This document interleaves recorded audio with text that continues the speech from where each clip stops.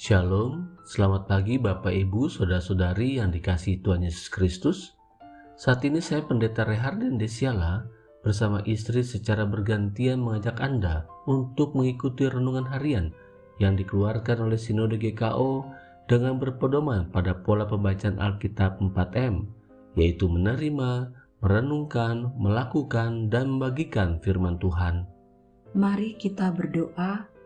Di pagi ini kami datang kepadamu ya Bapa. Kami hendak bersyukur dan berterima kasih atas karunia-Mu bagi kami. Kami terima firman Tuhan yang akan kami baca dan dengarkan pagi ini untuk kami lakukan. Di dalam nama Tuhan Yesus. Amin. Firman Tuhan hari ini, Senin 22 November 2021, terambil dari 2 Samuel 23 ayat 1-2 dengan judul Ciri orang yang memimpin, Roh Tuhan berbicara. 2 Samuel 23 ayat 1-2. Inilah perkataan Daud yang terakhir, tutur kata Daud bin Isai dan tutur kata orang yang diangkat tinggi, orang yang diurapi Allah Yakub, pemazmur yang disenangi di Israel. Roh Tuhan berbicara dengan perantaraanku, firman-Nya ada di lidahku. Amin. Mari kita menggali isi Alkitab dengan beberapa pertanyaan berikut ini.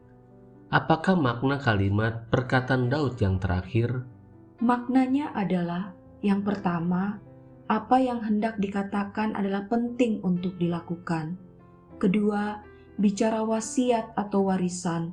Warisannya bukan berupa barang atau harta kekayaan, tetapi prinsip-prinsip hidup sebagai orang yang diurapi Allah. Siapakah Daud menurut ayat 1 ini? Daud bin Isai, artinya Daud anak Isai, orang yang diangkat tinggi, orang yang diurapi Allah Yakub, pemazmur yang disenangi di Israel. Pengungkapan identitas Daud di sini dilihat sebagai cara Daud mengingat akan kebaikan Tuhan atas dirinya. Daud bin Isai. Daud ingat akan peristiwa di mana ketika Tuhan mengutus Samuel berjumpa dengan Isai ayahnya untuk memberitahukan bahwa keturunan Isai ditetapkan Allah menjadi raja pengganti Saul. Daud sempat tidak masuk hitungan. Daud sempat dilupakan karena dianggap masih muda, sebagai gembala domba dan pesuruh pembawa makanan bagi kakak-kakaknya yang sedang berperang. Setelah Daud diurapi dan dikejar-kejar oleh Saul yang hendak membunuhnya, Daud melarikan diri ke Gua Adulam. Di gua itulah Isai dan kakak-kakaknya pun datang dan terjadilah pemulihan hubungan di sana. Setelah terjadi pemulihan, Daud memimpin 400 orang bermasalah yang juga berada di Gua Adulam tersebut. Mereka dilatih menjadi prajurit yang handal. Daud orang yang diangkat tinggi juga mengingatkan Daud bagaimana Daud yang dulunya sebagai seorang gembala diangkat tinggi oleh Tuhan menjadi raja. Daud orang yang diurapi Allah menyadarkan Daud akan tugas dan tanggung jawabnya yang harus dia lakukan sebagai pemimpin atas umat Allah. Daud pemazmur yang disenangi. Mengapa Daud adalah pemazmur yang disenangi? Apanya yang disenangi? Daud disenangi tidak hanya terletak pada kemampuannya bermain alat musik dan bermazmur serta menyembah Tuhan. Itu adalah talenta dan aktivitas rohani saja. Daud disenangi juga karena karakternya.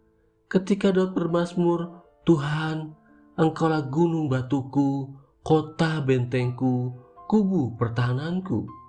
Tindakan Daud persis sama dengan perkataannya. Daud benar-benar menjadikan Tuhan sebagai tempat perlindungannya. Daud mengandalkan Tuhan dalam seluruh aspek kehidupannya. Pertanyaan berikutnya, siapakah yang berbicara kepada Daud menurut ayat 2? Roh Tuhan.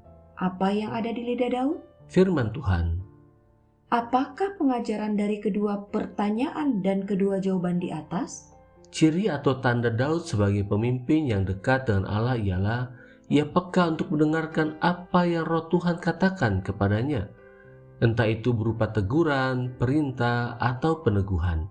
Ketika Tuhan menegur Daud melalui Nabi Nathan lewat perumpamaan, Daud mengakui dosanya dan bertobat.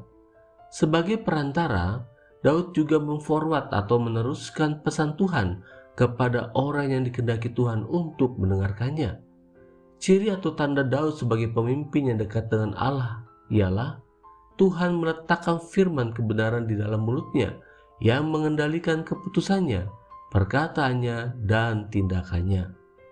Setelah mendengarkan uraian singkatnya, inilah yang menjadi komitmen kita. Pertama, kita selalu mengingat tindakan dan perbuatan Tuhan Allah yang telah memulihkan, meninggikan, dan mengurapi kita.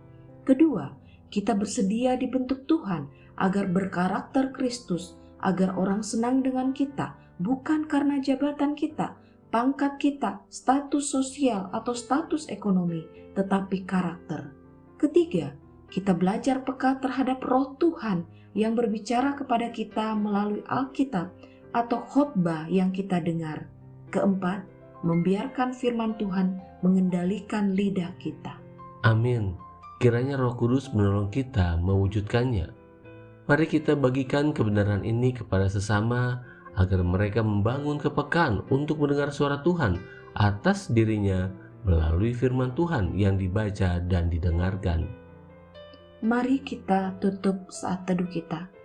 Bapa, dalam nama Tuhan Yesus, mampukan kami menjadi pemimpin yang melayani dan pelayan yang memimpin dengan tuntunan Roh Tuhan. Firman-Mu yang ada pada lidah kami kiranya mengendalikan keputusan, perkataan, dan perilaku kami. Berkati setiap orang dimanapun mereka berada yang mendengarkan renungan hari ini. Kiranya mereka pun menyadari tindakan dan perbuatan Allah dalam hidupnya dan peka terhadap Roh Tuhan yang berbicara kepada mereka melalui firman Tuhan yang mereka baca dan dengarkan. Di dalam nama Tuhan Yesus Kristus. Amin. Selamat beraktivitas. Tuhan Yesus memberkati.